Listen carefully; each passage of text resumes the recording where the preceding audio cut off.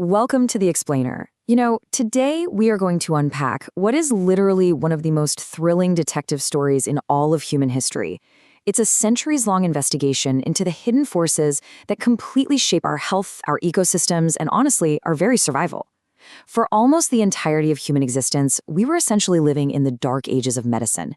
We were completely unaware of this massive, invisible world that surrounded us and lived right inside us.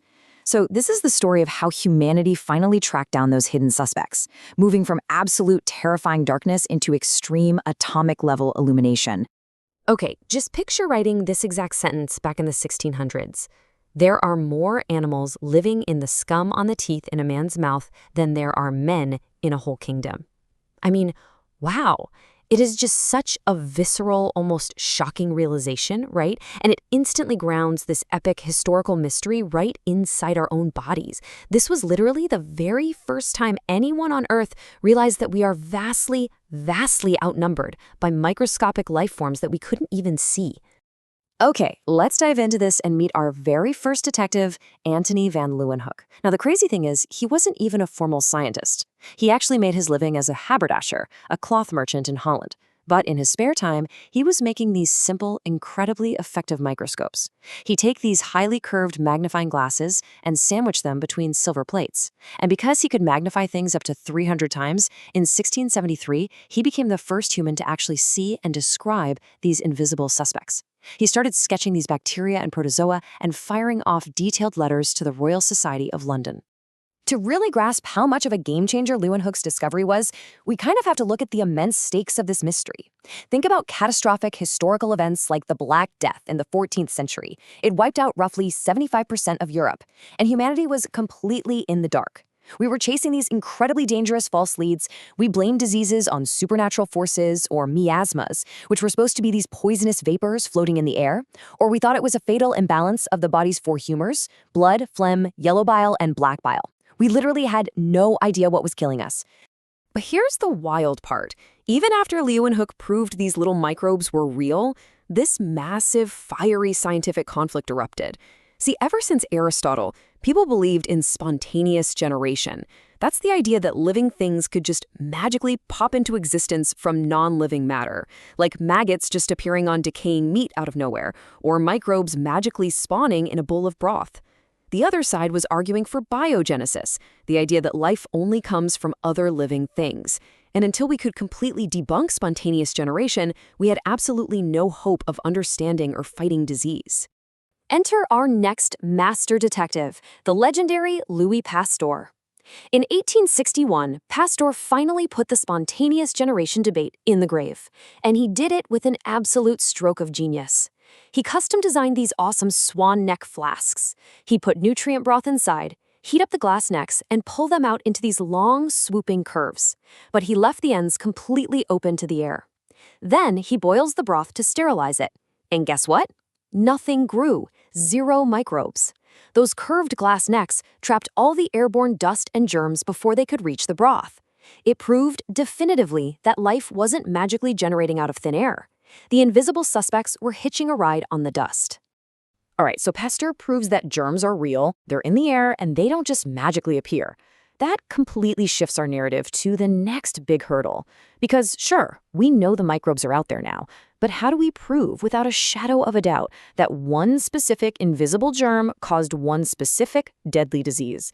We needed a rock-solid, structured method to catch these microscopic culprits red-handed. So, the crucial point is, we needed an airtight methodology. And a German physician named Robert Koch totally delivered it in 1876, when he proved that a specific rod-shaped bacteria was causing anthrax. Koch came up with 4 brilliant rules, now known as Koch's postulates. Step 1. You have to find the microbe in every single sick patient, but never in a healthy one. Step 2. Isolate that suspect and grow it all by itself in a pure culture. Step 3. Inject that culture germ into a healthy host, and they have to come down with the exact same disease. And finally, step 4, you have to isolate that exact same microbe back out of the newly sick host. It is quite literally a foolproof chain of evidence. But let me tell you, pulling off step 2, getting that pure culture, was insanely frustrating at first. Koch tried growing bacteria on sliced potatoes. Didn't really work.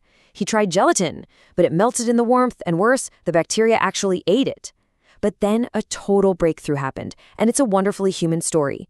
Fanny Hesse, the wife of one of Koch's assistants, suggested they try agar. It was this algae-derived thickener she used in her kitchen to make fruit jelly. Agar doesn't melt until boiling, and bacteria can't digest it. Just like that, thanks to a simple kitchen hack, our detectives had the ultimate tool to trap and study pure microbial cultures. Now, just like a modern crime scene unit relies on DNA sequencers and high-tech forensics, solving this microbial mystery has heavily relied on inventing better and better microscopic tech. The tools had to evolve to illuminate the darkness. And as the decades rolled by, the pace of discovery just exploded. Every single time we figured out a new way to see, we uncovered entirely new, mind-blowing layers of the microbial world. Let's move to and see how this builds, because the leap in technology is just wild. We went from clever phase contrast techniques, which basically manipulate light so we can see living, transparent cells clearly, to the absolute powerhouse of the transmission electron microscope, or TEM. Instead of using light, a TEM shoots a literal beam of electrons through the specimen. This lets us look deep inside the cell, revealing this jaw-dropping internal architecture that Leeuwenhoek couldn't have even imagined in his wildest dreams.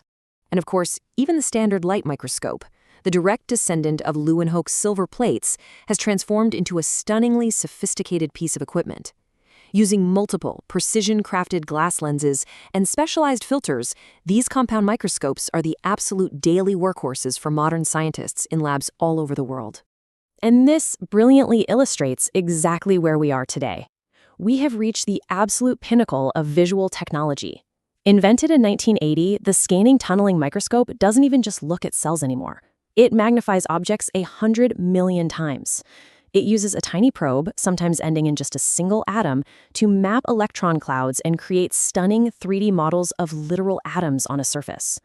We've gone from totally guessing about miasmas in the Dark Ages to literally mapping the atoms of our microscopic world. But here is the real twist. This ongoing detective story, it isn't just about hunting down disease-causing villains anymore. Brilliant pioneers like Sergei Winogrodsky and Martinez Bejerink prove that these invisible subjects actually run our entire planet. Microbes completely dictate the Earth's carbon, oxygen, and nitrogen cycles. They are the base of every food web. We actively use them today to mass-produce antibiotics and vaccines, and we even use them to safely clean up toxic waste. They don't just attack us, they literally sustain life on Earth. So, taking all of this in, after centuries of intense investigation, after the absolute genius of Pasteur and Koch, and after inventing tools that can literally see atoms, how much of the global microbial world do you think we've actually cultured in a lab? It's less than 1%. Seriously, less than 1% of the Earth's microbes have been documented and cultured. Which leaves us with this final, absolutely mind-bending thought. If tracking down and understanding just that tiny 1% gave us the power to conquer plagues, invent antibiotics, and literally change the course of human history, what on earth is going to happen when we finally uncover the other 99%? The great microbial detective story isn't wrapping up. Honestly, it's barely even started. Thank you so much for joining me for this explainer. Keep your eyes open and always keep questioning the unseen world around you. Thanks for watching, friends. Don't forget to like and subscribe. See you in the next one.